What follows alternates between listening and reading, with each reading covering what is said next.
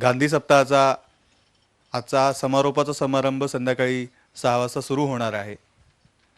गेले 7 दिवस आपण सर्वजण मिळून राष्ट्रपिता महात्मा गांधींच्या अनेक पैलूंचं नव्याने आकलन करून घेतो आहे वेगवेगळ्या कार्यक्रमांच्या माध्यमातून.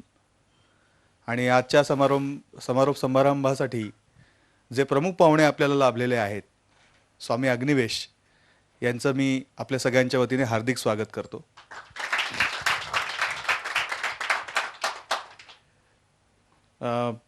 मी त्यांना लहानपणापासून त्यांचं नाव आपण ऐकलेलं आहे, पण प्रामुख्याने स्वामी अग्निवेश ये नाम हमने सुना, ज़्यादा गहराई से समझा वो अन्ना आंदोलन में, और टीम अन्ना के मेंबर के तौर पर और आज तक हमेशा स्वामी अग्निवेश के बारे में हमारी ये इमेज रही है कि स्वामी जी हमेशा डायलॉग के लिए सामने आने वाले एक व्यक्ति है. चाहे वो अन्ना आंदोलन में डायलॉग का काम हो या फिर सरकार और माओवादियों के बीच में संवादक की एक भूमिका हो, उनके पूरे राजनीतिक और सामाजिक जीवन में संवाद का बहुत महत्व रहा है, ऐसा मेरी मान्यता है. फिर से एक बार मैं स्वामी जी का यहाँ पे स्वागत करूँगा. और हमारे एक वॉलंटियर जय, स्वामी जी का तो बहुत सारा काम हमें मालूम है, लेकिन एक मल्टी डायमेंशनल पर्सनैलिटी है, तो उनके बारे में थोड़ा और बताएंगे हमारे वॉलंटियर जय.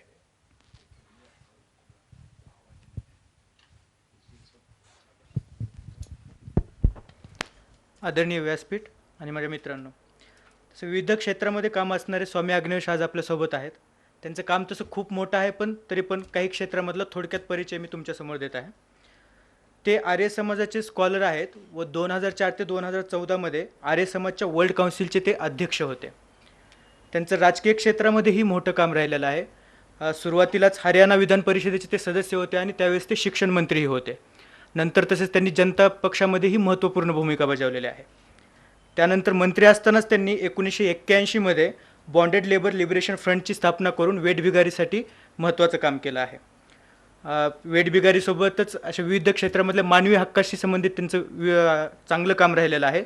युनायटेड नेशन्सच्या ह्युमन राईट कमिशन अंतर्गत असणाऱ्या United nations voluntary trust fund on contemporary forms of slavery याचे ते चेअरपर्सन होते, की जी गुलामीबद्दलचा फंड होता. 1987 झालेला सती प्रिव्हेन्शन ॲक्ट याच्यापूर्वी त्यांनी महिला संदर्भातही आवाज उठवून त्या ॲक्टमध्ये विविध मागण्या केलेल्या होत्या. पुरीचे जगन्नाथ मंदिर हिंदुएतर धर्मासाठी खुले व्हावे अशी त्यांनी मागणी केली होती. वैदिक समाजवाद आणि harvest of hate, Gujarat under seize अशा पुस्तकाच्या माध्यमातून त्यांनी आपले मौलिक व वास्तववादी विचार आपल्यापर्यंत पोहोचवलेले आहेतच. 2008 साली आतंकवादाबद्दल बोलताना त्यांनाच कोट करतो, to defend the Quran and Islam is the worst form of terrorism. Islam stand for peace and brotherhood and there can not be a bigger lie than saying that Muslim are terrorist अशी प्रखड भूमिका घेऊन त्यांनी शांततेचा संदेश पाठवला होता. Bonded labour, सर्वधर्म समभाव, नक्षलग्रस्त क्षेत्रातील समस्या, शांतता अशा विविध क्षेत्रामध्ये काम करताना त्यांना विविध पुरस्कारांनी सन्मानित केलेले आहे. सर्वात महत्त्वाचा म्हणजे अल्टरनेट नोबेल समजला जाणारा स्वीडन देशामध्ये दिला जाणारा राईट लाईव्हलीहूड अवॉर्ड 2004 त्यांना दिला गेलेला आहे. तसेच राष्ट्रीय पातळीवर 2004चा राजीव गांधी सद्भावना पुरस्कारही त्यांना दिलेला आहे. अशा विविध पुरस्कारांनी सन्मानित आणि अशा व्यक्तिमत्वाला भेटण्याची आज संधी आपल्याला मिळते. त्यांना आपण नंतर प्रश्न उत्तरही विचारू, त्याबद्दल हे आपले भाग्य समजतो. धन्यवाद.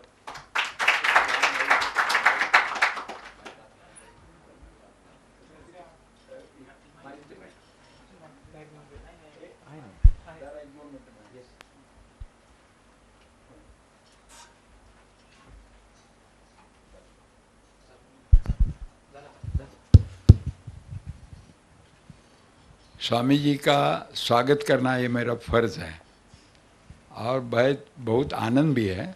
मैंने उनको कहा, उन्होंने कबूल किया है आने का. वो हमारे 30-35 बरस से मित्र है. बहुत हम एक पार्टी में थे, जनता पार्टी में, और नेशनल एग्जीक्यूटिव के मेंबर थे. हम सब वही रहते, वो पार्टी में ही रहते थे. और ये गेरुआ कपड़ा जो उन्होंने पहना है उससे मिसअंडरस्टैंडिंग हो सकता है, क्योंकि टीवी पे जो गेरुआ कपड़े पहनते हैं वो तो द्वेषमूलक भाषा करते हैं, और स्वामी जी ने कभी नहीं की। और इनका नाम मराठवाड़ा में बहुत था, निलंगा, लातूर, उदगीर वगैरह, जहाँ युवक क्रांति दल भी था। तो हम उस समय यूक्रेन के वहाँ के लोग हमेशा उनको बुलाते थे, उनका दौरा भी होता था। वो पहले से लेफ्टिस्ट, यानी गरीब, वंचित, शोषित, इनका पक्ष लेने वाले, लेकिन गेरुआ पहनने वाले। तो ऐसा नहीं कि जो हम देखते हैं शंकराचार्य जी या कोई आदित्यनाथ वगैरह वैसे ही होते, ऐसा नहीं है। ये गेरुआ के दूसरे भी मतलब, दूसरे भी अर्थ होते हैं। तो मैं स्वामी जी को विनती करूँगा कि जो हमारे युवा मित्र हैं उनको संबोधित करें। आपका ये कॉम्बिनेशन है, बहुत उनको एक आश्चर्य और आकर्षण लगता है। मैं शुरू में एक ऋग्वेद का मंत्र है वो मैं बोल के, जिसमें हम सब मनुष्यों से अपेक्षा की गई है कि हम सब एक परिवार की तरह मिलकर रहें, मिलकर बातचीत करें, मनों को एक बनाएं। तो वो और मिल करके, बांट करके हम धरती के सुख वैभव का उपभोग करें, लूट पाट करके नहीं, मिल बांट करके, शेयरिंग एंड केयरिंग। संगच्छध्वं संवदध्वं संवो मनांसि जानताम् देवाभागं यथा पूर्वे संजनाना उपासते। समानो मंत्र समिति समानी समानं मनः सचित्तमेषां समानमन्त्रम् अभिमन्त्रिजेव समानेन वो हविषा जुहोमि।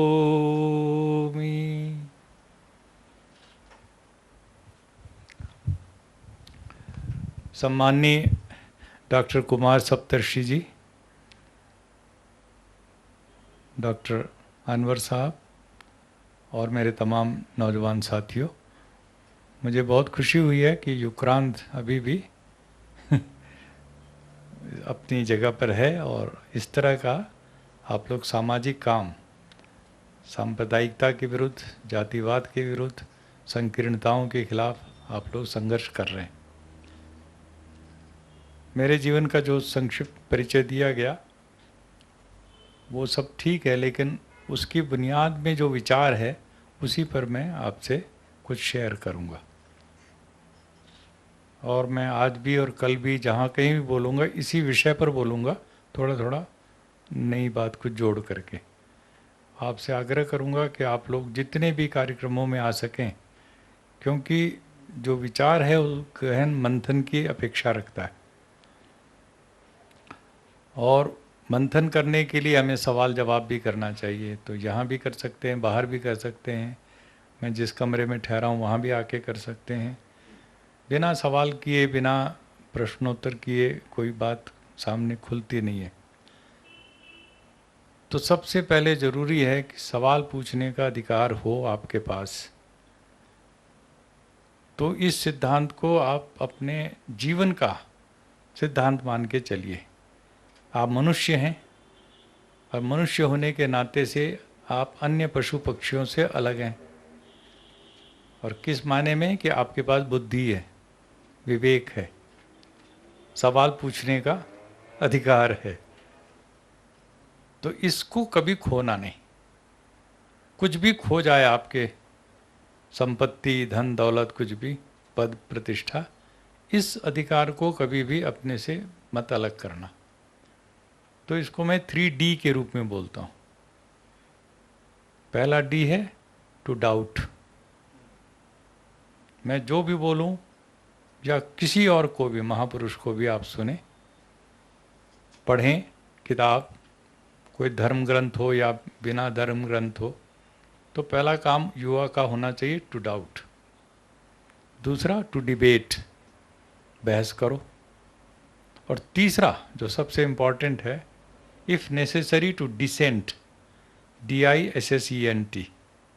आप मतभेद रखते हैं तो पूरी ताकत के साथ अकेले खड़े हो जाइए, सारी दुनिया एक तरफ, आपको समझ में नहीं आ रहा, आप कह रहे हैं नहीं मैं एग्री नहीं करता, तो आपको यह आपकी एक मानवीय गरिमा होनी चाहिए कि मैं नहीं मानता तो झूठा मैं प्रदर्शन नहीं करूंगा कि हाँ जी चलो सब लोग मान रहे तो मैं भी नहीं, मैं नहीं मानता बस। तो अस्वीकृति में उठाओ एक हाथ आपका अलग से दिखना चाहिए यदि नहीं मानते तो। ये तीन चीज़ें, to doubt, to debate and if necessary to dissent, ये मैं चाहूँगा हमारे युक्रांत के और सभी साथियों का मंत्र बने जीवन में। और इसी अंदाज से आप मेरी बात को सुनिए, और मेरे जीवन में भी यदि ये मेरी बातें जो मैं बोल रहा हूँ लागू नहीं हो रही हैं, कहीं से आपको कुछ जानकारी की बोल तो रहे हैं स्वामी जी आप तो, लेकिन करते तो कुछ और हैं, तो उसको भी, और भी कोई मुद्दे पर भी विचारों में भिन्नता हो तो ज़रूर सवाल करना चाहिए।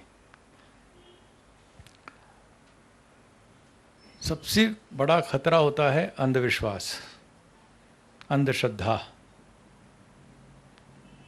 और रूढ़िवादिता,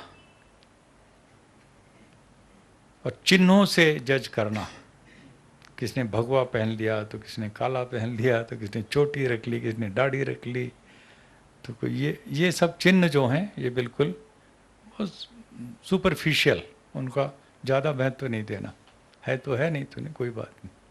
विचार, और विचार एक अग्नि में बदलना चाहिए। विचार केवल विचार न रहे, जिन विचारों को आप बिल्कुल सारभूत में स्वीकार करें अपने जीवन के लिए, उसको आप आग में बदलिए, विचार अग्नि, और विचार अग्नि को संकल्प अग्नि उसमें बदलिए। और आग हर एक नौजवान के दिल में होती ही होती है, स्पार्क जिसको कहेंगे, एक चिंगारी होती ही होती है।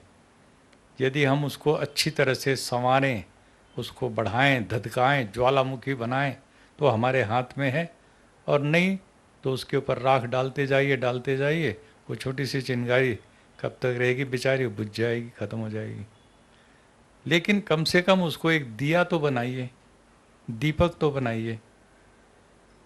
और यदि आपका जीवन सारी कमियों के बावजूद एक जलता हुआ दिया बन सके, जलता हुआ मिट्टी का, थोड़ा सा तेल, छोटी सी बत्ती, और तो वेद का एक और मंत्र है, अग्निना अग्निम समिध्यते, आग से आग जलती है, ठीक है ना। आपके जीवन में थोड़ी सी एक चिंगारी होगी, एक लौ होगी, लौ बोलेंगे, फ्लेम, ज्वाला, तो आपके संपर्क में जो आएंगे, जो बुझे हुए दीपक होंगे, उनके पास तेल भी होगा, बत्ती भी होगी, लेकिन बुझे हुए होंगे, आपके संपर्क में आएंगे तो वो जलने लगेंगे, समझे ना। अग्निना अग्निम समिध्यते, तो एक जलता हुआ दिया, एक कितने बुझे हुए दियों को जला सकता है ना, कोई हिसाब नहीं, कितने पता नहीं, सैकड़ों, हजारों, लाखों। ये आपके अंदर क्षमता होनी चाहिए। दिए बहुत हैं देश में और दुनिया में, पूरी मानव परिवार में, लेकिन उनमें बहुत बढ़िया बढ़िया दिया है, कोई सोने का है, कोई चांदी का है, और तेल भी बढ़िया से बढ़िया, और घी भी, सब कुछ है, बत्ती भी है, बुझे हुए हैं। ये बीमारी है पूरी दुनिया की, एक ही बीमारी कि लोगों के पास दिया है, उसके सामान सब कुछ है, लेकिन लौ नहीं है उसके अंदर, चिंगारी नहीं है। आप अपने अंदर की चिंगारी थोड़ा सा उधर उसके नज़दीक ले जाएंगे तो वो भी जलने लगेंगी। और अभी 3 दिन, 4 दिन, 10 दिन के बाद, या दशहरा तो परसों है शायद, फिर उसके 20 दिन के बाद आएगी दिवाली। तो दिवाली हमेशा अमावस्या की रात को आती, तो पूरा अंधेरा काला, उसी दिन दिवाली होगी, हैं? पूर्णिमा के दिन कभी दिवाली नहीं होगी। तो अमावस्या की काली रात तो उस समय दीपक जलते हैं, और एक नहीं लाखों करोड़ों, और लोग कहते हैं दिवाली, उसको उस रात को कहेंगे दिवाली। तो रविन्द्रनाथ ठाकुर कहते हैं कि जब घोर अंधेरा हो गया, काली अमावस्या की रात, और कुछ भी नहीं दिख रहा था, हाथ को हाथ नहीं दिख रहा, तो सब लोग निराश हो गए, भटकने लगे, चिल्लाने लगे, रोने लगे, हमको रोशनी चाहिए, हमको सूरज चाहिए, हमको। तो सब लोग निकल पड़े भीड़ के भीड़ कि हमको सूरज की रोशनी चाहिए। तो रास्ते में एक छोटा सा दीपक, उसमें तेल था, बत्ती थी, लेकिन अभी लौ नहीं थी। तो उसने कहा कि देखो एक काम करो, मुझे जला दो, और मैं सूरज तो नहीं बन सकता, लेकिन जितनी दूर में भी मैं रहूँगी उतनी दूर में मैंने अंधकार दूर कर देना है, और सूरज जब तुम्हें मिले तब मुबारक तुमको। तो कहते हैं कि फिर वो काली अमावस्या की रात दिवाली में बदल गई, खुशियों में बदल गई। तो वो दिवाली हमें लानी है। आज चारों तरफ जहाँ भी आप बैठते बात करते हैं तो निराशा की बातें होती हैं, निगेटिविटी भरी पड़ी हुई है, लोग कि क्या होगा, नहीं होगा, कुछ होगा। आपने उत्साह की बात करनी है, आपका दीपक जल गया, मैं बदल के रहूँगा, मैं बदल के रहूँगी। ये रहूँगी वाला डिपार्टमेंट आपके यहाँ छोटा क्यों है? 2 ही लड़कियाँ हमारी हैं, ज़्यादा होनी चाहिए कुरान में, बराबर कम से कम 50%। खैर, तो मैं ये कह रहा था कि ये बातें अब मैंने इसकी भूमिका के बारे में कही। अब मैं जल्दी अपने विषय पे आता हूँ। विषय ये है कि पूरी दुनिया में मानवता का जो संकट है, हमें कभी भी अपने पुणे के संकट को, महाराष्ट्र के, मराठवाड़ा, छोटे परिप्रेक्ष्य में नहीं देखना चाहिए। पूरी धरती एक परिवार है, तो जो यहाँ संकट है उसके जरूर व्यापक पूरी दुनिया में होगा। तो एक स्ट्रक्चरल क्राइसिस है, व्यवस्थागत पूरी की पूरी एक संकट का मंडरा रहा है पूरी दुनिया में। और उसके मूल में आप जा कर के देखेंगे तो जो आपके प्रवेश द्वार पर घुसते ही बाएं हाथ में गांधी जी के चित्र पर एक स्केच है, और उसके ऊपर लिखा है ट्रुथ इज गॉड। गॉड जिसको हम कहते हैं, उसकी सही परिभाषा, सही उसका स्वरूप न हो करके, उसका भ्रष्ट रूप ले करके, या उसका बिल्कुल निगेटिव रूप लेके कि कोई गॉड ही नहीं है, ये छाया हुआ है पूरी दुनिया में। तो मतलब अपने कर्ता से, अपने सृष्टिकर्ता से मानवता विमुख हो गई है। परमात्मा के बताए रास्ते से वो भटक गई, छोटे मामूली शब्दों में कहूँ तो। और ये मूल क्राइसिस के मूल में है। अब परमात्मा बोलो तो कुछ कहते, ये वाला तो कोई वो है, ओम कह दोगे तो कहेंगे हिंदू है, और बिस्मिल्लाहिर्रहमानिर्रहीम, अरे ये तो मैं कई बार अपना भाषण इससे करता हूँ, बिस्मिल्लाहिर्रहमानिर्रहीम। कहते हैं आप मुसलमान हैं? नहीं। क्या? बोले आपने क्यों ऐसा बोला? मैंने कहा क्यों? बिस्मिल्लाहिर्रहमानिर्रहीम का मतलब वही है जो ओम का मतलब है। ईश्वर दयालु है, मैं उसी के नाम से शुरू कर रहा हूँ अपनी बात। वाहेगुरु का खालसा, वाहेगुरु की फतेह, एक ओंकार सत्यनाम वाहेगुरु, मतलब सबका वही है। भाषा थोड़ी अलग अलग हो जाती तो ये इनके ईश्वर भी अलग अलग हो जाते। तो इस सब का जवाब एक है कि आप ईश्वर के कितने भी नाम रखो, एकम सत विप्रा बहुधा वदंती, ईश्वर एक है, सत्य एक है, उसके अनेकों नाम हो सकते हैं, कोई झगड़ा नहीं होना चाहिए। लेकिन यदि एक सृष्टि है, एक यूनिवर्स है, और उसमें ऑर्डर है, उसमें बहुत बहुत बारीकी से देखोगे एक सौंदर्य है, उसमें एक म्यूजिक है, इसमें इंटरडिपेंडेंस ऑफ ऑल लाइफ है, इतना सुंदर कि आप चकित रह जाएंगे। और फिर अपने शरीर को देखिए, एक तरफ पूरा यूनिवर्स, पूरा ब्रह्मांड है और एक तरफ आपका अपना शरीर है, छोटा सा शरीर। और इस पृथ्वी पर आप रह रहे हैं। ये पृथ्वी कितनी बड़ी है? आपके लिए बहुत बड़ी है, बहुत बड़ी। भारत ही बहुत बड़ा है, पृथ्वी तो बहुत बड़ी। लेकिन ब्रह्मांड की सृष्टि की जो कल्पना या वैज्ञानिकों ने तलाश की, तो कहते हैं स्पीड ऑफ लाइट से हम लोग निकले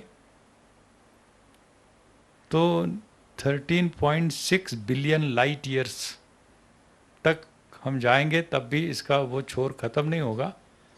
लेकिन हम अभी तक वहाँ तक पहुँच पाए, उसके आगे भी पता नहीं कितने बिलियन लाइट ईयर्स ये यूनिवर्स है। आप लोग गूगल में जाइए, देखिए यूनिवर्स क्या है, कितना है, तो दिमाग पागल हो जाएगा, कुछ समझ में नहीं आएगा कितना लंबा चौड़ा है। अनंत अनंत कहते हैं, ठीक है ना। फिर आप अपने शरीर पे आ जाइए तो आपको पता लगेगा कि आपका जो शरीर है ये एक माइक्रोकॉज़म ऑफ द यूनिवर्स। यत् पिंडे तद ब्रह्मांडे।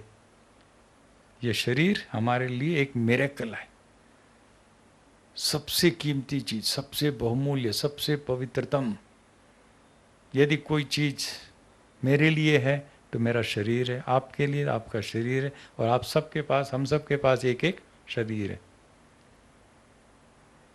कोई पूछे तुम्हारे पास कितनी दौलत है, कितनी संपत्ति है, तो हम अपना मकान और खेत और बैंक बैलेंस जोड़ के बोलेंगे कि अभी तो 50 लाख है कि 2 लाख है, क्योंकि जो भी है उसी को गिराएंगे।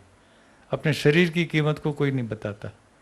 उससे पूछो अच्छी तरह से कि तुम्हारे शरीर की कितनी कीमत है? इसकी कोई कीमत थोड़ी होती, ये तो बेशकीमती है। बोलो फिर भी कुछ तो बताओ। 50 लाख, 1 करोड़, 2 करोड़, 10 करोड़, 50 करोड़।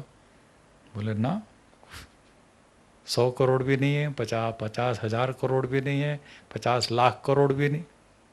जब शरीर की कोई कीमत ही नहीं, तो इतनी कीमती चीज, इतनी कीमती चीज कि सारी धरती का सारा सोना चांदी जितनी दौलत एक तरफ है कि नहीं, और आपका एक छोटा सा शरीर एक तरफ, और फिर भी आप कहेंगे कि ये ज़्यादा कीमती है।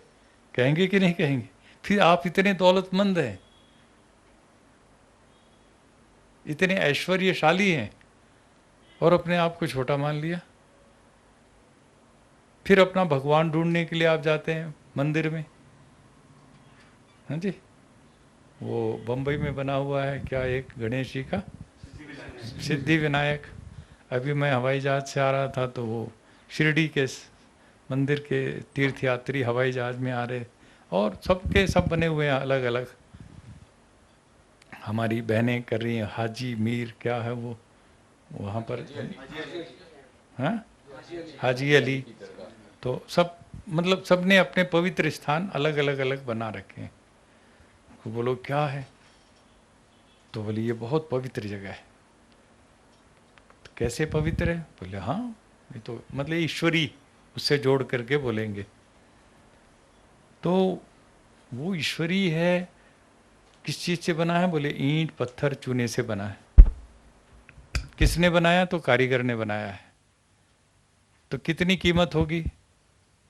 तो सिद्धि विनायक मंदिर की कीमत कोई खरीदना चाहे मान लो, तो बोलेंगे जी 100 करोड़ है, 500 करोड़, 1000 करोड़, कुछ तो होगा उसका दाम।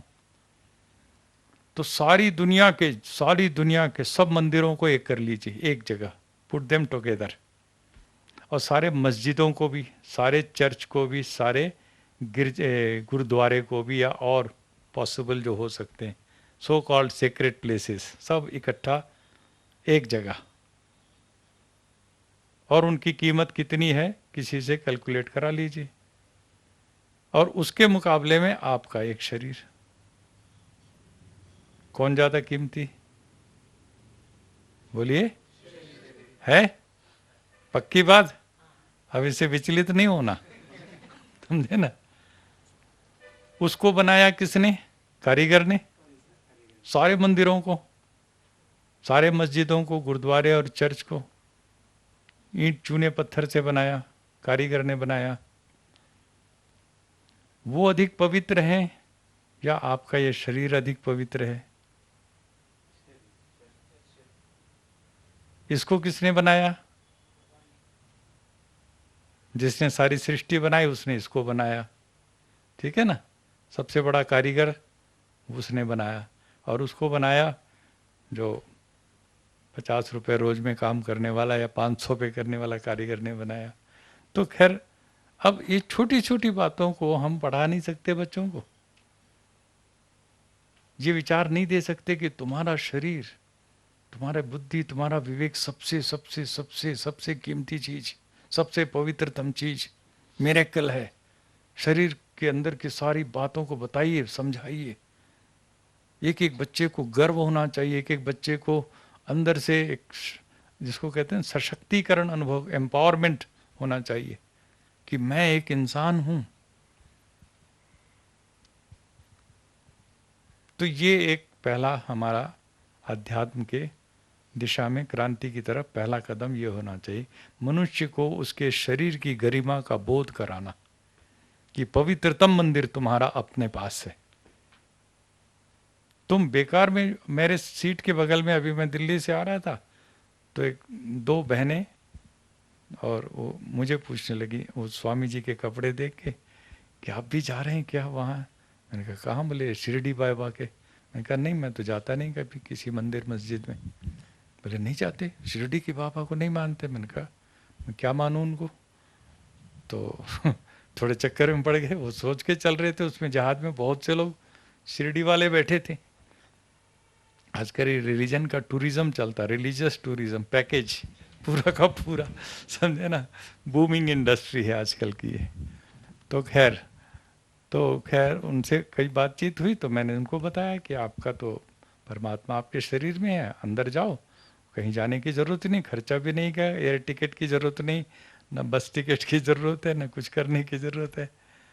तो बहुत खुश हो गई, बड़ी खुश हो गई। बोले आपने तो कमाल की बात कह दी। मैंने कहा आपको तो पता ही था सारा, अनावश्यक आप अज्ञान में फंस करके जा रहे हो इधर से उधर। मैं कहा वो एक फकीर था शिरडी का, है ना, जिंदगी भर ऐसे इधर से उधर कहीं बेचारा, कभी मंदिर कभी मस्जिद में सो जाता था ईंट को सिरहाने लगा करके। उसकी मतलब जो अपरिग्रह था वही उसका एक बहुत अच्छी बात थी, और सबके कल्याण की बातें कहता रहा। तो वो मर गया, तो उसके बाद उसको दुकान,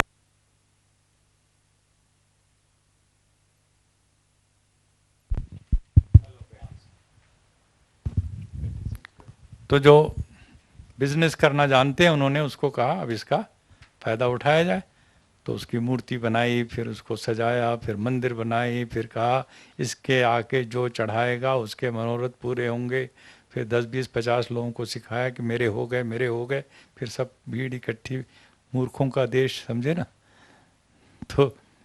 तो ये सब मंदिर आप किसी की बना लीजिए। आप यहाँ पर कोने में डॉक्टर कुमार सप्तऋषि की एक छोटी सी मूर्ति रख करके हैं जी, आप कुल इतने जितने बैठे हैं इस हॉल में, इतने लोग कल सुबह से बोलना शुरू कीजिए कि कुमार सप्तऋषि जी बस जिसकी तरफ देख लेते हैं उनका मनोरथ पूरा हो जाता है। हाँ जी, फिर आपको कोई धनराशि की कमी नहीं रहेगी, अपने आप चढ़ावा चढ़ करके यहाँ आ जाएगा। और इनको कह देना आपने बोलना नहीं है, चुप रहना है खाली। तो बस ये खाली देख लेंगे और उसका कल्याण हो जाएगा, ऐसा। तो ये एक दुकान है ना, ग्राहक बटोरने का तरीका है। तो ये सब चल रहा है, सब जगह सभी का ये चल रहा है। वो हज करने वाले जा रहे हैं वहाँ, उनका भी ये दुकान है, यहाँ का भी ये दुकान है, तो जैसलमेर जेरूसलम का ये दुकान है, सबका। तो इसको इन्होंने नाम दे दिया धर्म। और धर्म करने के लिए उनको सबसे बड़ा अधर्म ये करना पड़ रहा है कि ईश्वर को मनुष्य के शरीर से बाहर लाना पड़ रहा है, क्योंकि अंदर रख दिया उसको तो बाहर की दुकान तो खत्म, उसका तो कोई बेसिस, कोई जरूरत ही नहीं रह जाएगी। हर एक के पास अपना अपना मंदिर है, मस्जिद है, गुरुद्वारा है। हाँ, इससे सस्ता क्या होगा कम्यून करने का अपने गॉड क्रिएटर अल्लाह खुदा जिससे भी करना हो, अपना आंख बंद किए, अंदर गए और बस हो गया। सत्य, प्रेम, करुणा और न्याय, ये ईश्वर है। जो लिखा ना, ट्रूथ इज गॉड, सत्य ही ईश्वर है। एकम सत्य विप्रा बहुधा वदंती। सत्य, प्रेम, करुणा और न्याय के जो मूल्य हैं, जिनको मूल्य बोलते हैं, वैल्यूज, उसकी एक एनर्जी होती है। और ईश्वर चूंकि निराकार है, सर्वव्यापी है, तो जैसे ट्रुथ का कोई आकार तो होगा नहीं, रंग तो होगा नहीं, रूप तो होगा नहीं, तो truth is God. Gandhi ji South Africa में थे तो कहते थे गॉड इज ट्रुथ, और भारत में जब वो और इवॉल्व हुए तो उन्होंने कहा गॉड, ट्रुथ इज गॉड। ये बहुत बड़ा मंत्र है। महर्षि दयानंद ने जो भी आर्य समाज की स्थापना और उसके 10 नियम बनाए हैं, वे बार बार सच, सत्य, सत्य के ऊपर जोर दे रहे हैं। अपनी किताब का नाम कहते हैं सत्यार्थ प्रकाश, समझ रहे ना।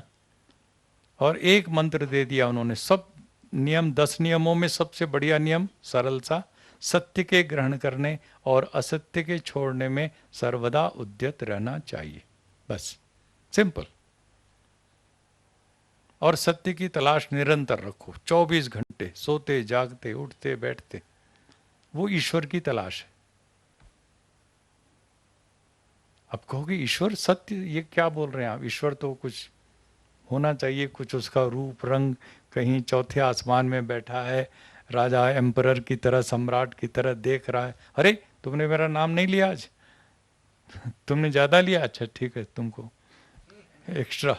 तो ऐसा गॉड बना के हमने एक, जो पूना का या आपके मोहल्ले का एसएचओ होगा, क्या बोलते हैं थानेदार को, पुलिस, हाँ जी, हाँ, दरोगा, उस तरीके का पूरे वर्ल्ड का दरोगा हमने बना रखा है गॉड को, समझे ना। और उसके पास सुबह सुबह जाते हैं उससे डील करने के लिए कि ये हमारा गलत काम ठीक करा दो, तो इतना पैसा ले लो, और फिर यदि हो जाएगा काम पूरा तो फिर आकर के थोड़ा और दे देंगे। तो डाकू लोग भी बहुत ईमानदारी से रात को डाका डालने से पहले देवी के मंदिर में जाते और कहते जितना मिलेगा उसका 5% देवी जी तो और वो ईमानदारी से पूरा करते हैं। और वो डाकू नहीं जो केवल चंबल घाटी के डाकू होते हैं, जो दिन दहाड़े डाका डालते हैं, जो भांडवल शाही जिसको आप बोलेंगे, ठीक है ना, सरमाएदारी की प्रथा, ये सब डाका डालने वाले। और सब जगह जाइए तो आपको पता लगेगा कि जितने बड़े बड़े मंदिर, और जहाँ तिरुपति के मंदिर में हुंडी 10 करोड़ की हुंडी, 10 करोड़ रुपया चुपचाप, पता ही नहीं किसने डाला, समझे ना। और कितने करोड़ की अंगूठी या कोई पता है क्या क्या चीजें डाल के आ जाते। कौन लोग हैं जो अपना ब्लैक को वाइट कर रहे हैं या कुछ और गड़बड़ कर रहे हैं? तो ये सब लोगों ने इसको कब्जा कर लिया, धर्म संसार को, ईश्वर के ऊपर। अब आपको ईश्वर को लिबरेट करना है उनके चंगुल से, समझे ना। मैं चलाता हूँ बॉन्डेड लेबर लिबरेशन फ्रंट, बंधुआ मजदूरों को ईंट भट्ठे से और पत्थर खदान से छुड़ाना, उनका पुनर्वास करना, ये सब मेरा काम पिछले 36 साल से। लेकिन अब मुझे ज़रूरत महसूस हो रही है कि ये ईश्वर को भी लिबरेट करना पड़ेगा कैद खाने से, क्योंकि सब ने मिल करके उसको अपने चंगुल में फंसा लिया है और उसको ऐसा बना दिया है। बॉन्डेड लेबर तो शायद इतना बॉन्डेड नहीं होगा जितना कि ये ईश्वर बेचारा, क्योंकि उसको कहते हैं सो जा, सो जाता है, उठ जा, उठ जाता है, नहला देते हैं, खिला देते हैं, कपड़ा पहना देते हैं, घंटी बजा के गा देते। तो ये क्या बना के रखा है? ये ईश्वर हो गया, सृष्टि करता ईश्वर, प्रतिक्षण प्रतिक्षण। तो गांधी जी के जीवन का जो सबसे प्रियतम मंत्र था, ईशावास्य इदम सर्वम यत्किंच जगत्याम जगत तेने त्यक्तेन भुंजी था माँ गृध कस्य सिद्धनम। विनोबा भावे जी का, विनोबा भावे कहते हैं यदि सारी दुनिया का सारा ज्ञान शास्त्र नष्ट हो जाए और ये एक मंत्र किसी तरह बच जाए तो मैं फिर से दोबारा रिक्रिएट कर सकता हूँ। इतनी बड़ी चीज ईशा उपनिषद का पहला मंत्र है, यजुर्वेद के 40वें अध्याय का पहला मंत्र है, एक मंत्र।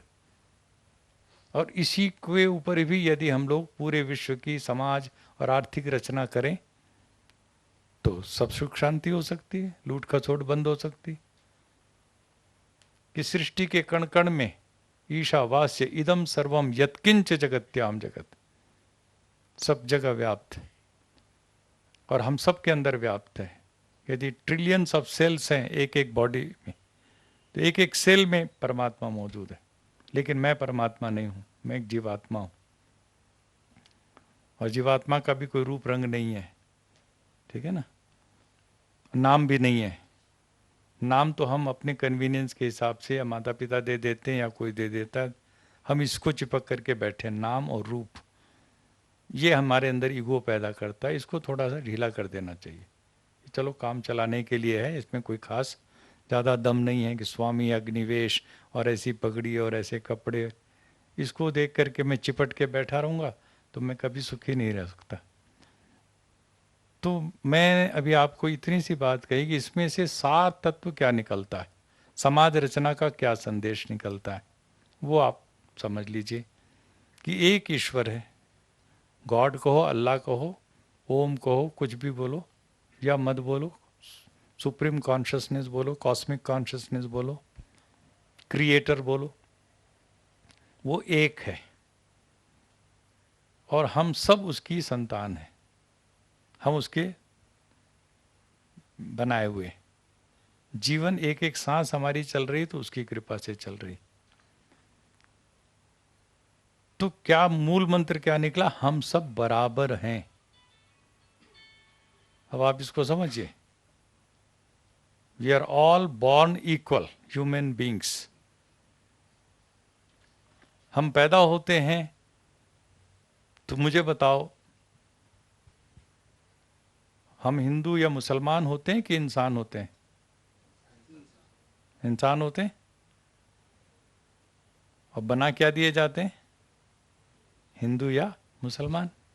कौन बनाता है?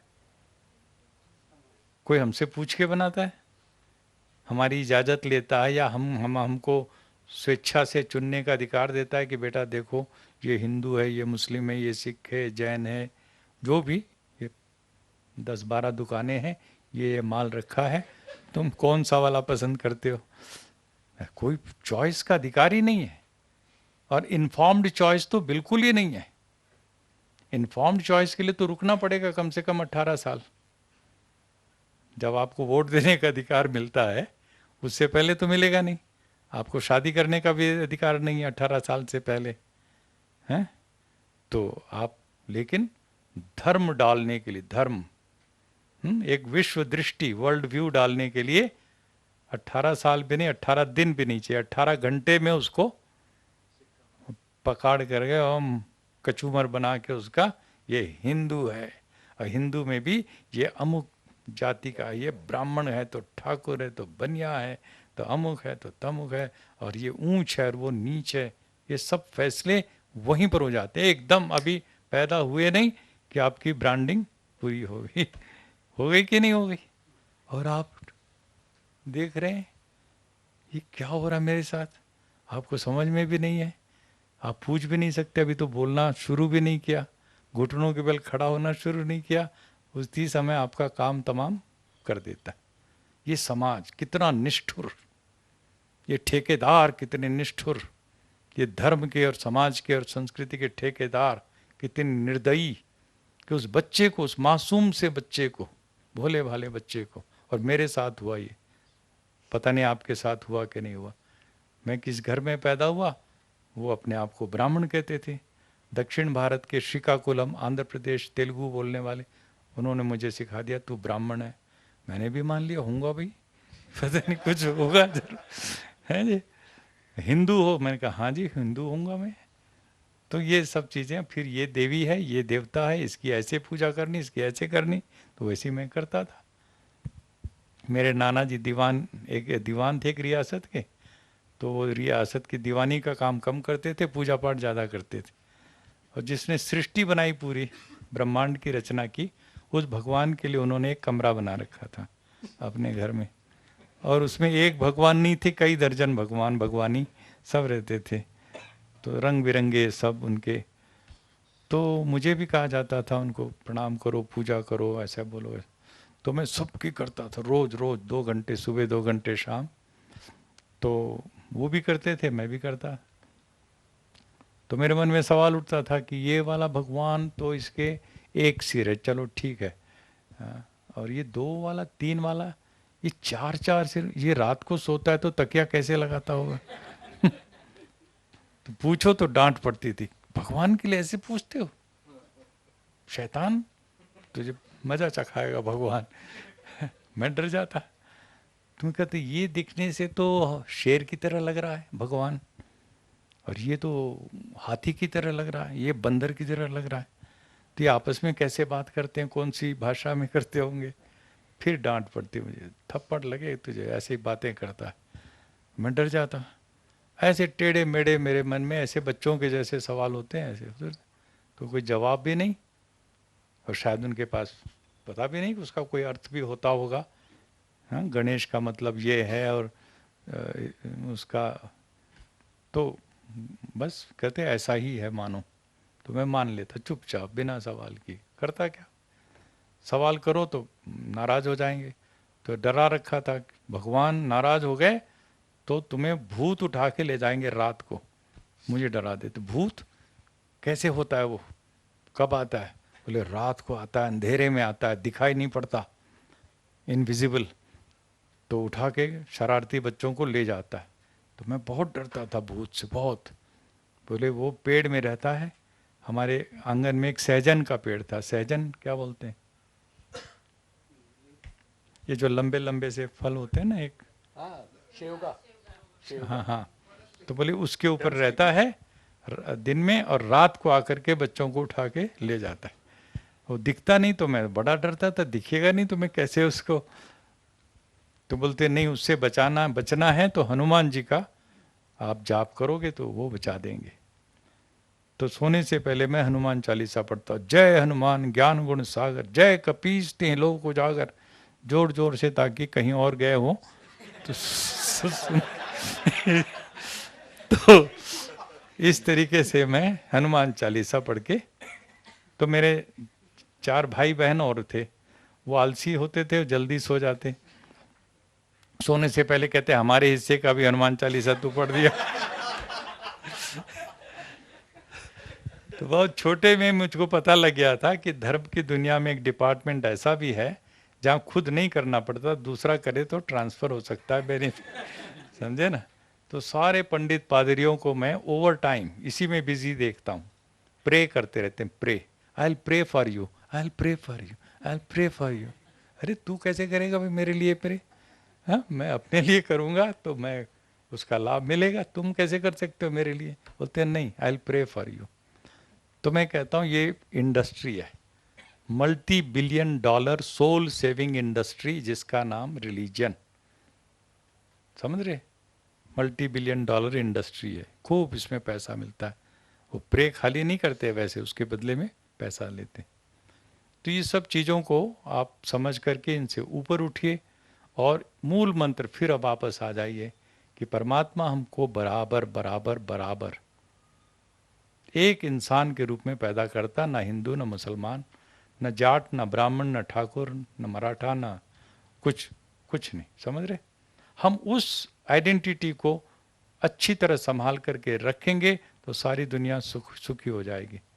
और हम ये लड़ेंगे, वो हमको हिंदुस्तानी और पाकिस्तानी बना करके नहीं भेजता, ये लकीरें हम खींचते हैं, परमात्मा नहीं खींचता, समझ रहे ना। परमात्मा की सूरज की रोशनी हिंदुस्तानी पर भी उतनी है जितनी पाकिस्तानी पर है, बेटी के लिए उतनी है जितनी बेटे के लिए है, काले के लिए उतनी है जितनी गोरे के लिए है, गरीब बच्चे के लिए उतनी है जितनी अमीर बच्चे के लिए है। सांस लेने की हवा सृष्टि प्रकृति में सबके लिए बराबर है, बरसात की बूंदें सबके लिए बराबर हैं। बोलो है? एक पेड़ का पत्ता, एक छोटा से छोटा, मुझे कोई सृष्टि का प्रकृति का एक चीज मुझे दिखाओ जो डिस्क्रिमिनेट करता हो, भेदभाव करता हो, गरीब अमीर में, बेटा बेटी में, काले गोरे में, कोई चीज नहीं मिलेगी आपको। तो सृष्टि का संदेश चिल्ला चिल्ला करके सुबह से लेकर रात तक एक संदेश, समता मूलक, बराबरी बराबरी बराबरी। और मानव का संदेश मनुष्यकृत, गैर बराबरी गैर बराबरी। पैदा होते ही एक ऊंच एक नीच, एक ऊंच एक नीच। और ये बीमारी इतनी भयंकर भयंकर कि हमको बेटा चाहिए, हमको बेटी नहीं चाहिए। अरे बेटा, बेटी नहीं हुई तो बेटा भी कहां से होगा, और तुम भी कहां से होगे? नहीं।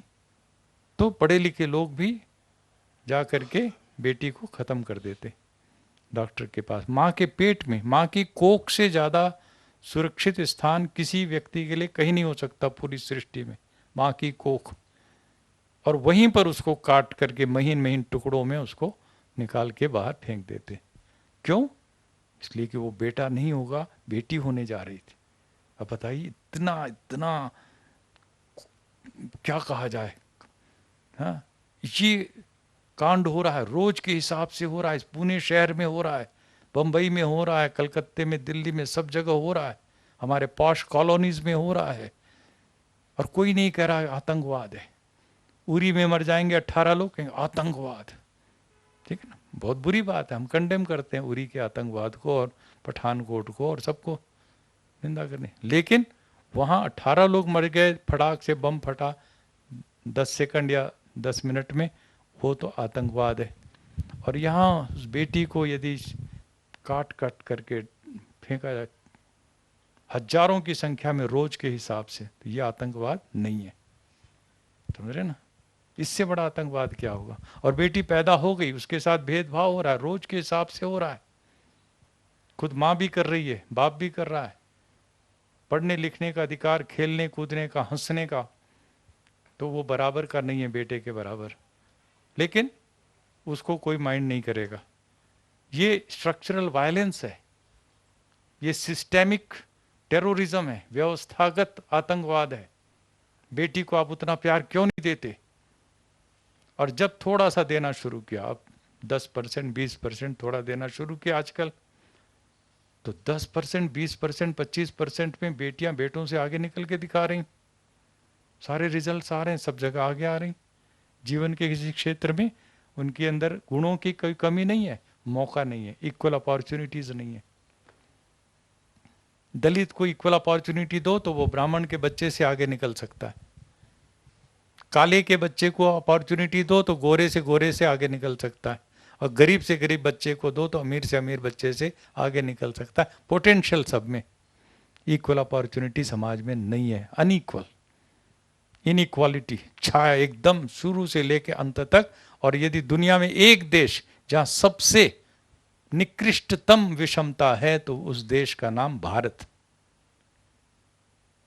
जहां सोशल इनइक्वालिटी, इकोनॉमिक इनइक्वालिटी, हर चीज की इनइक्वालिटी इतना भयंकर, और सबसे ज्यादा ज्ञान विज्ञान और अध्यात्म कहाँ है? तो भारत में। तो मैं अपनी बात को यहाँ खत्म करूंगा, क्योंकि अब अगले प्रोग्राम की भी तैयारी करनी है। मैं तो हाँ, सवाल जवाब को जरूर करिए। समता, बराबरी, हम मनुष्य मनुष्य बराबर हैं। तो आप मेरे साथ बोलेंगे, मानव मानव एक समान, मानव मानव एक समान, मानव मानव एक समान। और सब चीजों में समान, खाली बोल देने से नहीं हो जाएगा समान। सबके लिए समान मकान चाहिए, है? चाहिए कि नहीं चाहिए? कमरा होना चाहिए ना। और कमरा खाली एक कमरे का वो नहीं होगा, उसमें भी बेडरूम और बाथरूम और ड्राइंग रूम। यदि किसी और को चाहिए, अनिल अंबानी को चाहिए, तो भाई मुझको भी चाहिए। ठीक है, हल्का सा फर्क हो सकता, लेकिन इतना नहीं जितना आज समाज में बना रखा है। कपड़े, हाँ, रोटी कपड़ा और मकान, पढ़ाई और दवाई, जितनी मैक्सिमम पॉसिबल बराबरी हो, इक्वालिटी हो, ये है धर्म, ये है ईश्वर की उपासना। आप समझ लीजिए, कोई मंदिर मस्जिद जाने की जरूरत नहीं। सुबह उठ करके आप जितनी गैर बराबरी देख रहे हो, जात पात को मिटा दो, अपने जीवन में अंतर जातीय शादियां करो। अभी संकल्प लो, बिना दहेज के। अंतर धार्मिक शादियां करनी हमने नहीं देखना, हम गुणों को देखेंगे। गुण कर्म स्वभाव को देखेंगे, हम नहीं जा कहेंगे ये सब कि तेरा धर्म क्या है, तो तेरी कुंडली क्या है, तो तेरा अमुक नहीं। अच्छे इंसान आपस में रिश्ते करेंगे। और इसी तरीके से जीवन में हर व्यक्ति को हम बराबर का सम्मान देंगे। उम्र में भी छोटा है तो उसको भी हमें बराबर का सम्मान देना है। वो दलित के घर पैदा हुआ या कहीं भी हुआ, उसको बराबर सम्मान, सम्मान बराबर एक एक इंसान का, पूरी दुनिया के लिए, काले से काले को भी, गोरे से गोरे के बराबर का सम्मान। तो इन सब चीज़ों को यदि हमने अपने जीवन का और समाज रचना का एक सिद्धांत बना लिया, एजुकेशन में इक्वल अपॉर्चुनिटीज, बराबर सबको, कोई गैर बराबरी नहीं होगी, तो इस तरह से हम लोग यदि आगे बढ़ेंगे तो एक नई दुनिया बना सकते हैं। और नहीं करेंगे तो पत्तों को पानी देते रहिए, ये प्रॉब्लम और वो प्रॉब्लम, कहीं नहीं होगा। तो हम सबको परमात्मा हिंदू मुसलमान नहीं बनाता, इंसान बनाता है। इसलिए इन चीज़ों को छोड़ दीजिए, इन बीमारियों को, जो सांप्रदायिकता है। ये मंदिर मस्जिद की बीमारी, कोई ज़रूरत नहीं कहीं जाने की। अपने अंदर के मंदिर को, हृदय मंदिर, मन मंदिर को परमात्मा बनाइए, परमात्मा की जगह, और सत्य, प्रेम, करुणा और न्याय के मूल्यों पर अमल कीजिए। यही ईश्वर की उपासना है। जितनी डिस्क्रिमिनेटरी और जितना इनइक्वल वो सब पिलर्स हैं, दीवारें हैं, उनको तोड़िए रोज के हिसाब से, और ये समतामूलक समाज बनाइए। ये युक्रांत का नारा हो, ठीक है।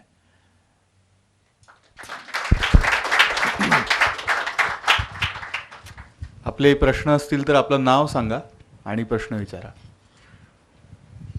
कमलाकर आपल्यापर्यंत माइक पोचवेल. स्वामी जी, मैं कल भी आपसे फ़ोन पे बात किया था, और जब से मैं आपको देख रहा हूँ तो आप में एक बहुत ऊर्जा दिखती है हमेशा, और एक प्रभावित होते हैं आपके सब जो सोच विचार है सुनने के बाद. 3 विषयों के बारे में आपके ओपिनियंस सुनने के लिए मेरे मन में जिज्ञासा है. एक तो अन्ना आंदोलन में जो आपका रोल था, उस आंदोलन में कई सारे युवा शरीक थे, और उस आंदोलन से बाहर आए कुछ लोगों ने सत्ता में परिवर्तन भी किया. आज भी दिल्ली में केजरीवाल की सरकार है, आम आदमी पार्टी की सरकार है. तो आज आप कैसे इस आंदोलन के इम्पैक्ट को एनालाइज करते हैं, ये मेरा पहला सवाल है. दूसरा सवाल है, जैसा मैंने आपको देखा सरकार और माओवादियों के बीच में, आपने एक डायलॉग की कोशिश की. आपने ये भी शिकायत की कि सरकार का रवैया थोड़ा और उसमें सुधार होना चाहिए. तो आप नक्सलिज्म, माओइज्म को कैसे आप एनालाइज करते हैं? और आज आपके ये सारे विचार सुनने के बाद एक आपका ओपिनियन नास्तिकता के बारे में क्या है? नहीं, अच्छे सवाल तो है, लेकिन ये तो कम से कम इसके लिए 4 महीने का प्रोग्राम रखिए.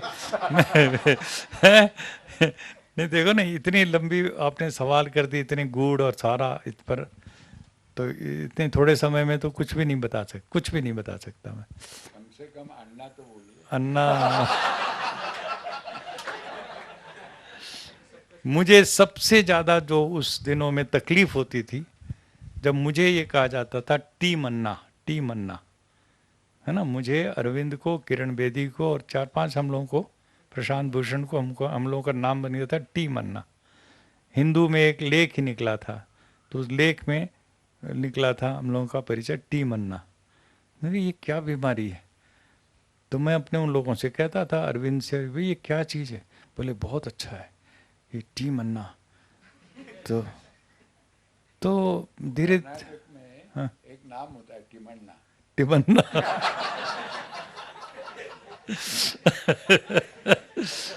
है जी. तो फिर उन्होंने बहुत चालाकी से, अरविंद सबसे ज़्यादा शातिर इसमें, चालाक, है जी, वो पकड़ के ले गया यहाँ से अन्ना को, ठीक है ना, और ऐसा बना दिया उसको कि जैसे महात्मा गांधी के बाद अन्ना है.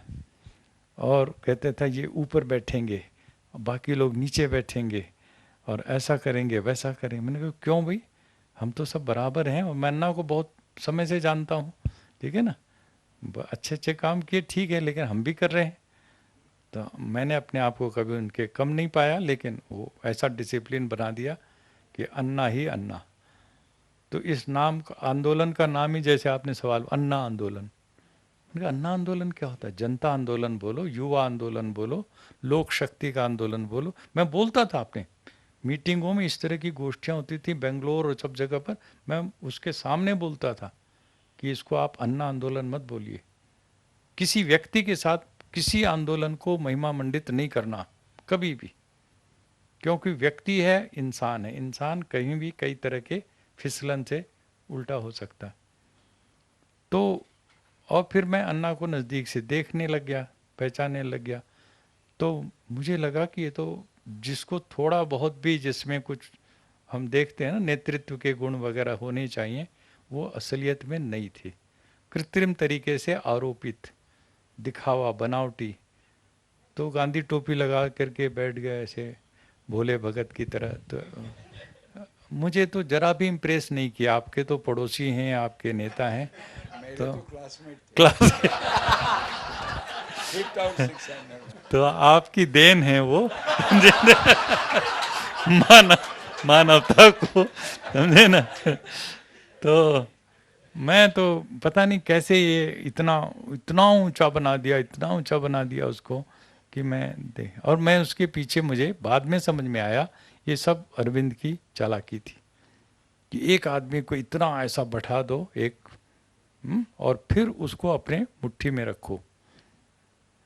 और जब कोर कमेटी की मीटिंग होती थी तो हम कहते थे कि क्या निर्णय करना क्या नहीं, तो 2 मिनट बातचीत के बाद तुरंत अरविंद का प्रस्ताव, ये अन्ना पर छोड़ देंगे, ये अन्ना पर छोड़ देंगे। अरे हर चीज़ को क्यों छोड़ देंगे भाई, हम लोग किस लिए बैठे?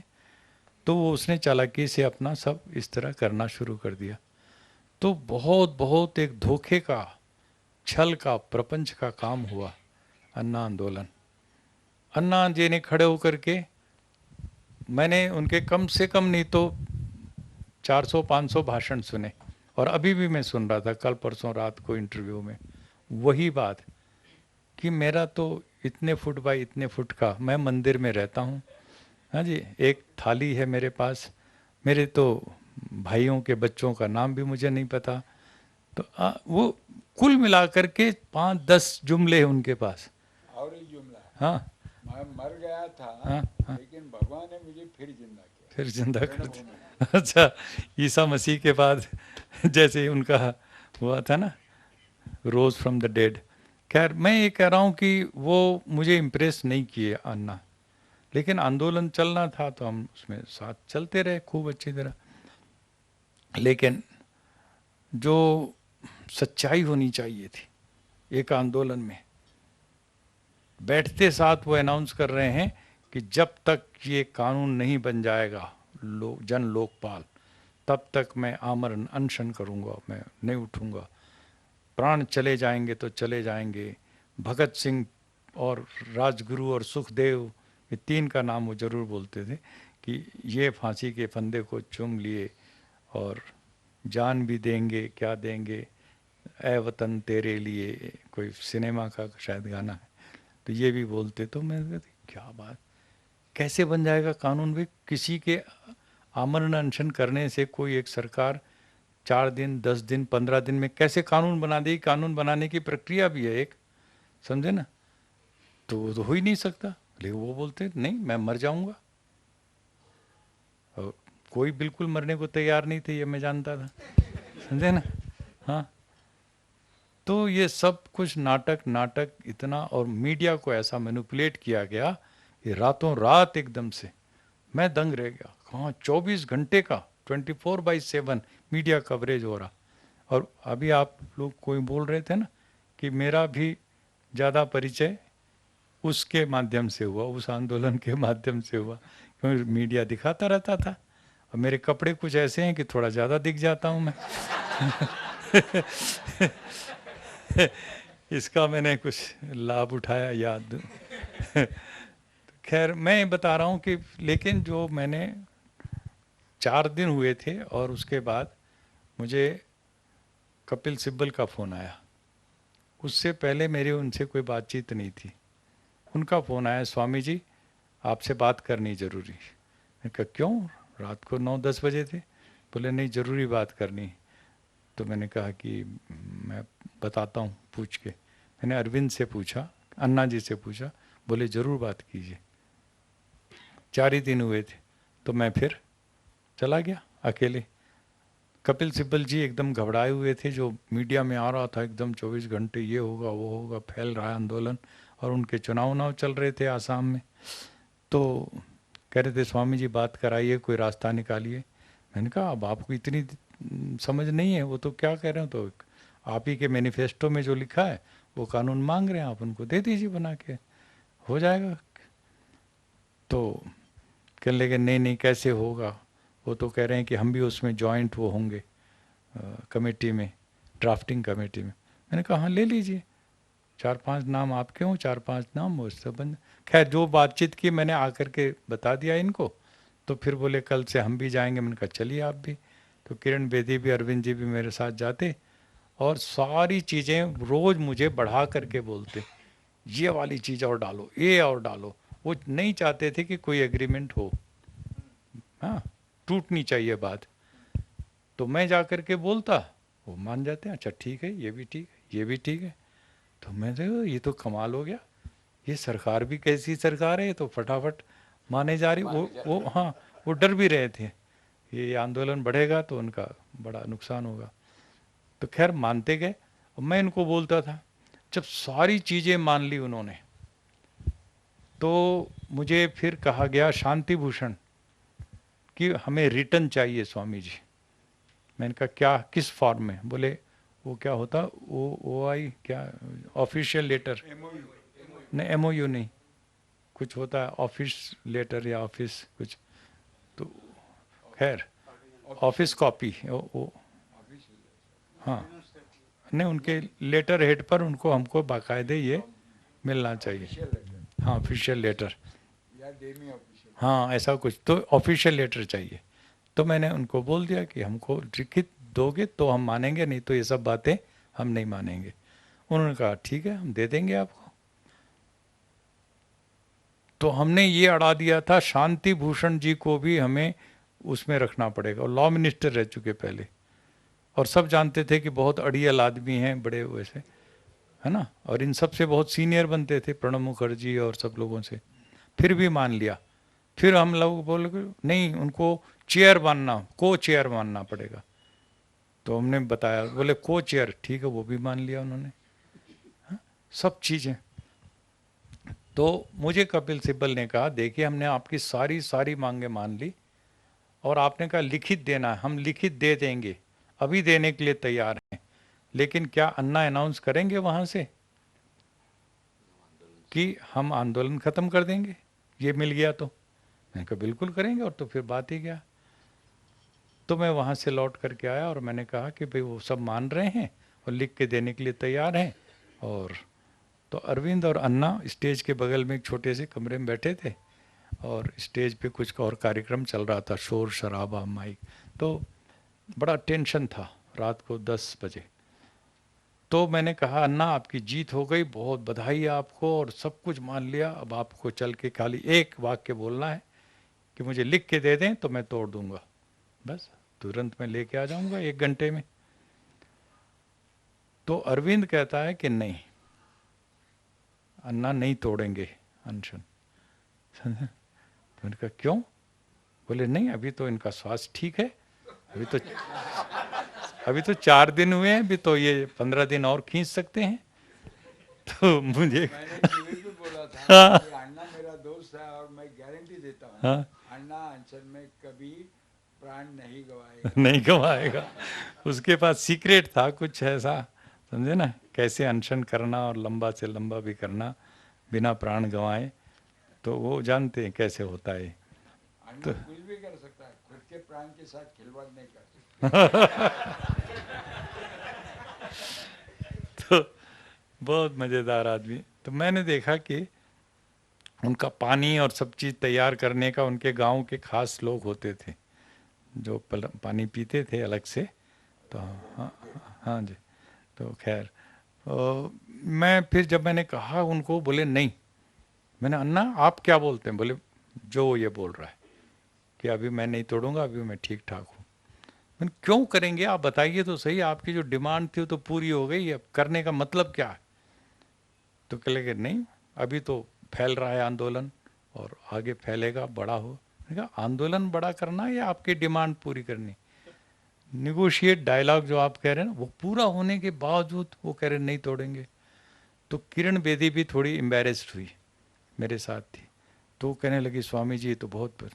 मुझे गुस्से में मैंने जोर से मैंने कहा अन्ना नमस्ते, और आज से मेरा आपका कोई मतलब नहीं। और मेरा ऑफिस उसी 7 जंतर मंतर रोड में पीछे मेरा ऑफिस है, वहीं नहाते धोते थे वो और बाहर आके बैठते थे। मैंने कहा मैं जा रहा हूँ। तो किरण बेदी ने मेरा हाथ पकड़ के कहा स्वामी जी रुको रुको 1 मिनट, आप जल्दी से प्रशांत भूषण को बुलाओ। मैंने कहा प्रशांत रहते हैं नोएडा में और 2 घंटा लगेगा आने में, और ये तो रात भी हो गई। बोले नहीं नहीं आप कोशिश करो। तो मेरी मोबाइल की बैटरी ख़त्म हो रही थी, फिर भी मैंने मिलाया तो तुरंत मिल गए, और पिता पुत्र दोनों वहीं चेम्सफोर्ड क्लब 10 कदम पे प्रेस क्लब ऑफ इंडिया के साथ। तो बोले हम आते हैं। तो मैंने कहा देखो ये तो ऐसा अड़ गए हैं, ये कह रहे नहीं तोड़े। बोले नहीं नहीं हम आएंगे।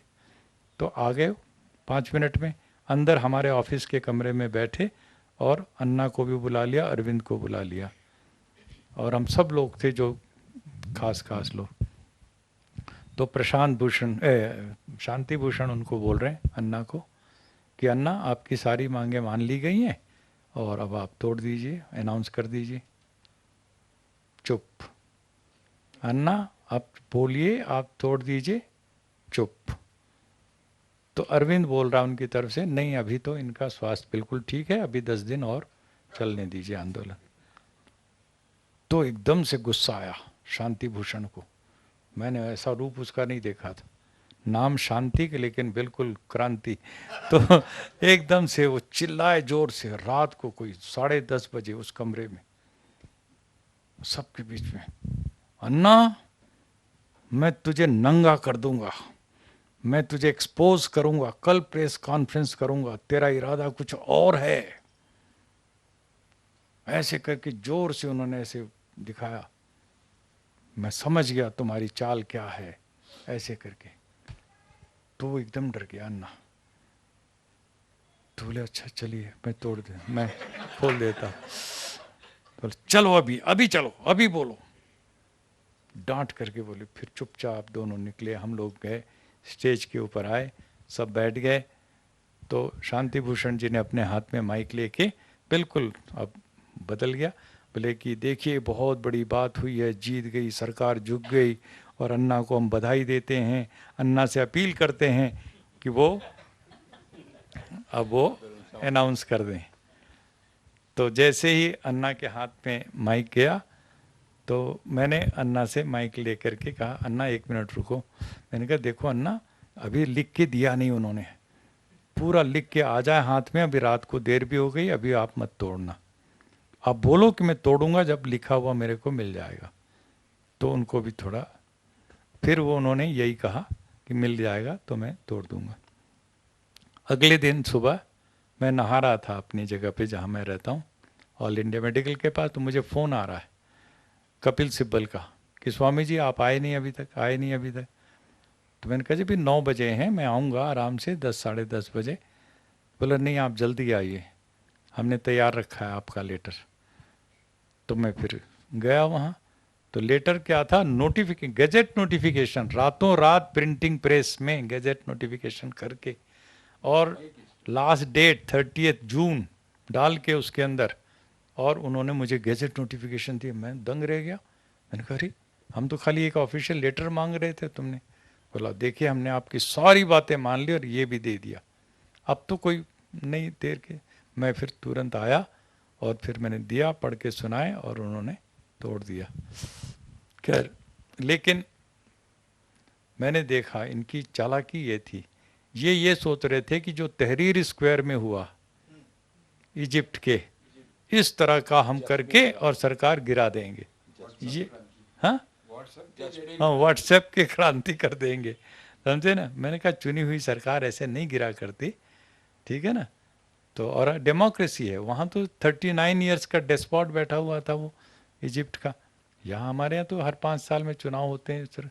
तो खैर, तो इस तरह की बहुत सी कहानियां हैं, बहुत लंबा इतिहास है। कभी आप लोग मौका दीजिए, मेरा एक दिन 2 दिन तो बहुत बातें बताएंगे। और बहुत ही कुटिल, ये अरविंद केजरीवाल कुटिलतम, महत्वाकांक्षी और एरोगेंट, बहुत एरोगेंट। और इसकी वजह से देखिए, मैं तो सबसे पहले निकल के आया बाहर, लेकिन एक एक करके सबके सब निकल गए, कोई भी तो नहीं रहा। मनीष सिसोदिया इसका रबर स्टाम्प है, जो हाँ में हाँ मिलाने वाला, वो एक है बस, और कोई तीसरा व्यक्ति नहीं है वहाँ।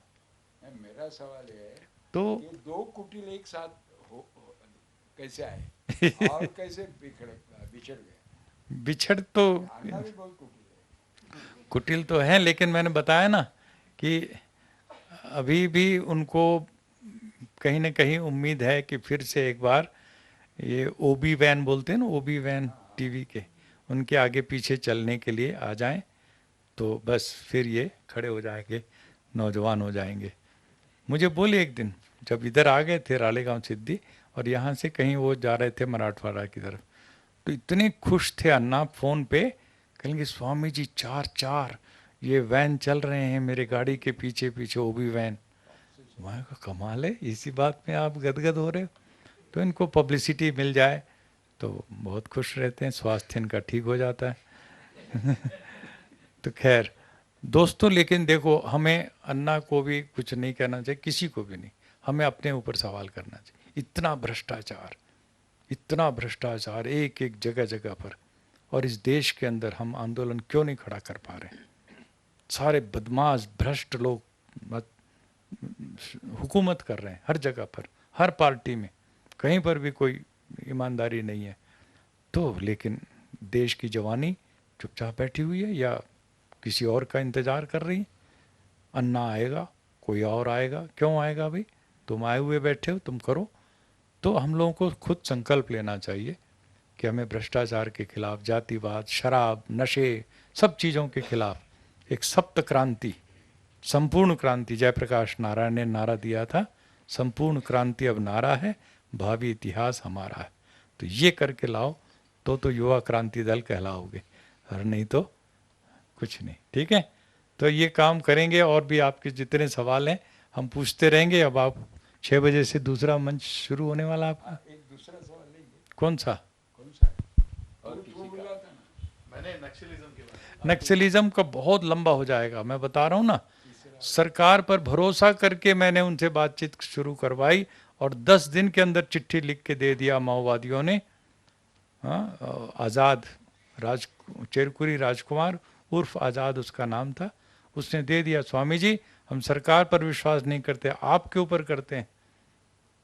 और फिर पूरा उन्होंने दे दिया कि हम तैयार हैं बातचीत के लिए, और 72 घंटे के लिए नहीं, 72 दिन और 3 महीने 6 महीने का आप युद्ध विराम हम करने को तैयार है। वो चिट्ठी मेरे पास, मैंने वेबसाइट पे डाला हुआ है अपने। एक मैं पूछता हूँ, हाँ, क्या मोदी जी रिपीट होंगे? देखिए कि इस तरह से जो आज का सो कॉल्ड अपोजिशन है और कोई मूवमेंट नहीं है, तो मोदी क्या, मोदी से भी कोई थर्ड रेट होगा, वो भी रिपीट हो जाएगा। मतलब सवाल है, जहाँ कहीं किसी से पूछो तो कहते कुछ तो नहीं बदला। अच्छे दिन आएंगे तो अच्छे दिन क्या, बुरे दिन भी, तो कुछ भी नहीं कुछ हो रहा, खाली लफाजी हो रही है, नाटकबाजी हो रही है, ये वो। तो लेकिन कोई विकल्प नहीं दिख रहा, विकल्प तो इसी सिस्टम में से निकलना है। अब आप सोचो कि लालू, ये क्या नाम है हमारे, नहीं नीतीश भी नहीं, हमारे राहुल गांधी, अभी कल उनका बड़ा भारी अभिनंदन कार्यक्रम पार्लियामेंट स्ट्रीट दिल्ली में, और पोस्टर क्या लग रहे कि राहुल गांधी के दिल्ली आगमन पर। अरे तुम दिल्ली के रहने वाले, तुम 10 दिन के लिए यूपी में गए थे किसान यात्रा लेके, दिल्ली आ गए तो उसकी यात्रा पर अभिनंदन हो रहा। तो ये तो थोड़ी प्रगति है। यहाँ सुरेश कलमाड़ी जब जाता था बम्बई, हाँ 20 मिनट का प्लेन था, हाँ तब सारे नगर से यहाँ जाते थे और जिंदाबाद करते थे, फिर शाम को फिर जाते थे, और कोई ने बोला था उसका पीए नाम लिखता था और उसको फ़ोन करता, क्या बीमार है क्या, गला बैठा है क्या, आप अभी देखना पड़ेगा। आपने नारे में हिस्सा नहीं लिया। तो ये सब चीज़ें ना बहुत ही हमारी कल्चर, पूरी पॉलिटिकल कल्चर सड़ी हुई है, व्यक्तिवादी, समझ रहे हो ना। हम लोगों की सबकी सोच में कहीं ना कहीं ये बीमारी है। हम मसीहा का इंतजार करेंगे, अवतार आएगा। वो गीता में पता नहीं क्या गलती की वो कृष्ण ने, यदा यदा ही ग्लानिर्भवति भारत, मैं आऊँगा मैं आऊँगा, तुम कुछ मत करो, अभी इंतजार करो, मैं आऊँगा। अरे तुम क्यों आओगे भाई, हाँ हम आए हुए हैं। तो अपने ऊपर विश्वास करके हम बदलेंगे, ऐसा लेके हमें चलने की ज़रूरत है। कोई नहीं आता कहीं से उतर करके।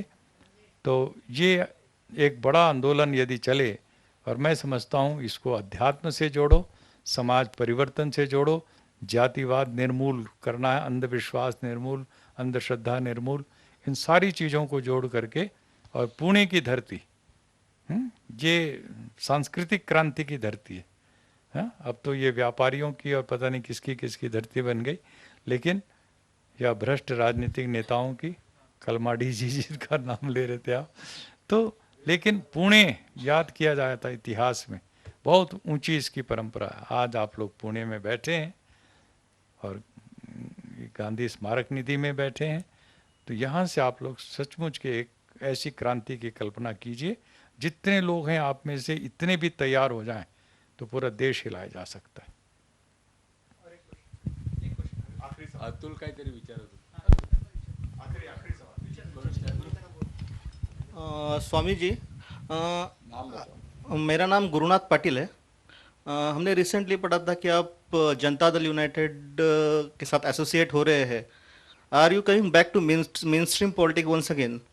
और मेरा और एक सवाल है, आप तो अभी बात ही कर रहे थे टीना फैक्टर की, जो भारत में है, देयर इज़ नो अल्टरनेटिव। तो जो अल्टरनेट लीडर्स के बारे में हम सोचते हैं, उसमें होते हैं अरविंद केजरीवाल, नीतीश कुमार, या फिर कभी कभी कोई कोई लोग राहुल गांधी भी बोल लेते हैं। तो जो अल्टरनेटिव लीडरशिप है उसका जो स्प्रेड है वो बहुत कम है, ऐसा लगता है कि हमारे कंट्री में एक्चुअली। नहीं, देखिए कि जो आपका ये दूसरा सवाल है अल्टरनेटिव लीडरशिप का, हम लोग हमेशा ना ये अवतारवादी मानसिकता से जब तक नहीं निकलेंगे, एक लीडर का इंतज़ार करते हैं हम। हाँ जी, अरविंद अल्टरनेटिव बनेगा, नीतीश कुमार बनेंगे, या और कोई राहुल गांधी बनेंगे, आम जनता बनेगी, नौजवान बनेंगे, लोक शक्ति बनेगी, ये क्यों नहीं बोलते? हम क्यों व्यक्तिवादी हैं? व्यक्ति पूजा, और थोड़ा सा कहीं में थोड़ा दिखता है ना जरा सा, तो उसको हम एकदम ऐसा ऊंचा बना देंगे। हाँ जी, उस आंदोलन के 10 दिन के बाद किरण बेदी बयान दे रही है और वो छपा, अन्ना इज इंडिया, इंडिया इज अन्ना।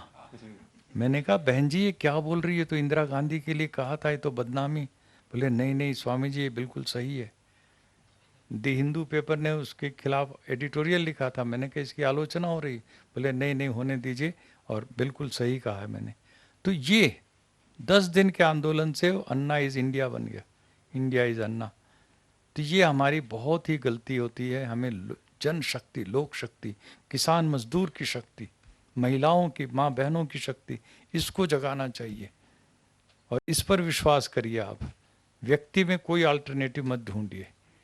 और रियल यदि मोदी का या भाजपा का और आरएसएस का विकल्प है तो ये आम जनता है, नौजवान है, ठीक है ना, इसको खड़ा कीजिए। क्या जेडीयू के बारे में? जेडीयू, हाँ, मैंने ज्वाइन किया इसलिए कि जो शराबबंदी मैंने 1968 में शुरू किया था, कुरुक्षेत्र से 200 नौजवानों के साथ नंगे पैर चल के दिल्ली के लाल किले 18 दिन चला था, 1968, जब आप पैदा नहीं हुए थे, ठीक है ना। तो उस समय से मैं शराबबंदी आंदोलन चला रहा, और 1-2 बार सफलता मिली, लेकिन फिर ख़त्म हो गई। तो अब जब नीतीश जी ने किया तो मैं बहुत प्रभावित हुआ, क्योंकि नीतीश जी अपने पूर्वावतार में, मतलब जब पहले मुख्यमंत्री थे, तो उन्होंने शराब को घर घर गांव-गांव पहुंचाया था। और मैंने उस समय आंदोलन किया, जयप्रकाश नारायण के घर से पैदल निकला, सिवान, और वो सिवान नहीं, छपरा, सारण बोलते हैं उसको, तो वहाँ तक मैं पैदल चला, फिर हमारे साथी गांधी मैदान पटना तक गए।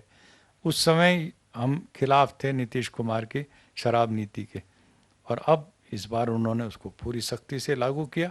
तो मैं बहुत खुश हुआ कि गांधी जी का जो सपना था नशा मुक्त समाज या भारत, तो उस दिशा में उन्होंने सही कदम उठाया संविधान की धारा 47 के प्रति। तो ये सब चीज़ों को देख करके कि औरतों को यदि मेन स्ट्रीम पॉलिटिक्स में ताकत के साथ लाना है तो शराब का मुद्दा है, नशाबंदी का। तो ये सब सोच करके मैंने, और चूंकि मेरे लिए कोई नया नहीं था, मैं चंद्रशेखर जी के साथ पार्टी में था ही, ये सब भी थे, डॉक्टर साहब भी, तो वहीं पर ऊपर ही मेरा दफ्तर, नीचे दफ्तर है, ऊपर जनता दल यू का है, जंतर मंतर रोड पे। हाँ हाँ जी। तो इस तरीके से मैंने, उनके लोग आए 4-5 जनरल सेक्रेटरी कि स्वामी जी आप मेंबर बन जाइए, मैंने साइन कर दिया। मैंने कहा ठीक है। ये मैं ज़रूरी समझता हूँ पॉलिटिक्स में आना, समझे ना। इसमें थोड़ा सा चॉइस ज़रूर रखनी चाहिए कि अपेक्षाकृत सबसे अच्छी तो और सही पार्टी कोई नहीं मिलेगी, लेकिन अपेक्षाकृत जो थोड़ी क्लीन हो, थोड़ी अधिक डेमोक्रेटिक हो, थोड़ी वैल्यू बेस्ड हो, ऐसी जो भी पार्टी आपको दिखाई पड़े उसमें आप लोगों को सबको जरूर आना चाहिए, हम सबको आना चाहिए।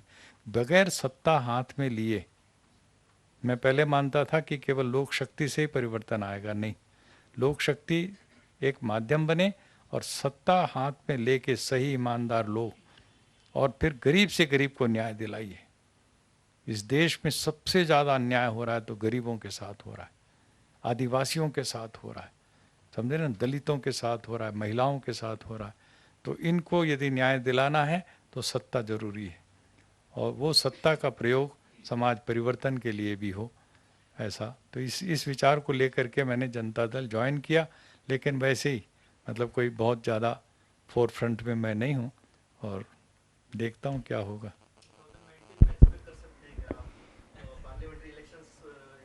हाँ, नहीं एक्सपेक्ट कीजिए, कुछ पता नहीं क्या होगा, लेकिन ये ज़रूर है कि मैं एक पॉलिटिकल अल्टरनेटिव जिसमें पीपल्स पावर हो, उसके लिए मैं ज़रूर प्रयासरत रहूँगा।